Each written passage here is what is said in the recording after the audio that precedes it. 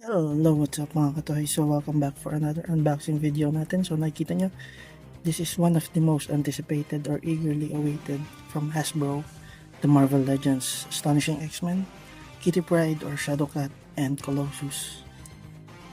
So this is the front window of the box. Yung side art ng box. Likod ng box natin. And yung another side ng box. So tara, let's open it up.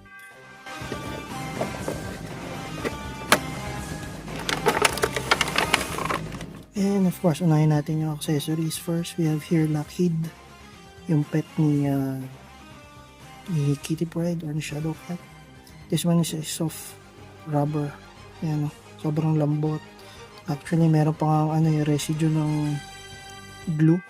Teka, yan natin kung makikita. Ayan. May residue pa siya ng glue. Dinikit lang tong wings niya. Alternate head for Kitty Pryde. Ayan, yung smiling face na hindi naka-ponytail. Ang ganda ng head sculpt na ito. Sobrang ganda. Alternate pair of relaxed heads for Kitty Pryde. And to our Colossus figure, we have alternate mad expression head sculpt here or grinning teeth head sculpt. Ayan. Galit na galit siya. And we also have a pair of grabbing hands. So here's our Kitty Pryde figure. Ayan yung ponytail head sculpt niya nandito. Yung close fist niya. Ayan. Pero na-notice ko lang same nung old mold or old model ng Marvel Legends pagdating sa female figure. Ganun pa rin. Yun yung hindi ko nagustuhan. Wala siyang butterfly joints. Wala rin siyang lower ab crunch, which is much better articulation yun kagaya ng ginawa nila dun sa Black Widow, sa Warbird. Then for its articulation, check natin yung sa head, side to side, tilt, can go down this much, look up this much, hindi masyado dahil dito sa ponytail, sa T-pose ng kanyang shoulder.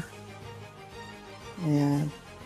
Sa kanyang upper ab crunch na halos hindi mo mabend kasi matigas. Side to side lang. Wala siyang lower ab crunch, sad to say. Yan yung belt. Ayan. Kaya ng ibang mga female X-Men figures, especially the retro. Yan yung mga naka VHS type. Ganito sila. Tapos yung tie swivel. Ayan. Double jointed knees. And of course our Uncle Rocker. Yeah. And of course for our Colossus figure, sa head niya, side to side, walang tilt, hindi rin makapag-up. Ayan lang yung maximum niya to look down. Kanyang upper ab crunch. Ayan lang, lower ab crunch. Actually wala. Naiikot lang siya side to side. Yun yung pinagkaiba niya dun sa una, yung Tupac with Juggernaut. Pagdating dito, and of course yung butterfly joints na ito. Ayan. Pero actually hindi mo siya mamaximize yun. Medyo nakukulangan pa ako ng konti.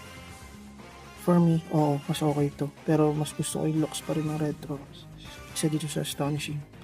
So check natin yung bicep swivel, yung double jointed nga ba? No, it's single jointed elbow, kanyang wrist hinge tsaka peg. So dito chinek na natin. Actually hindi rin siya ma-maximize dito. Ayan o, more on twist lang talaga sa kanyang belt part. Tapos yung tie swivel, tapos double jointed. This one is too tight. Double jointed knees. And of course yung Uncle Rocker niya.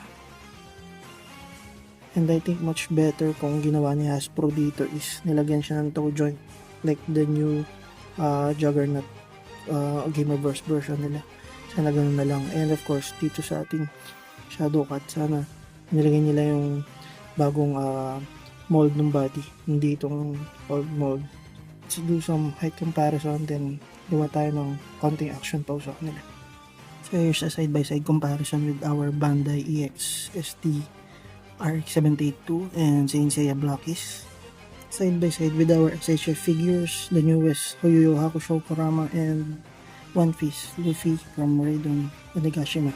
And side-by-side with Storm Arena, Street Fighter Alpha 3 Sagat, and our Marvel Legends Scroll Wave thing from Fantastic Four.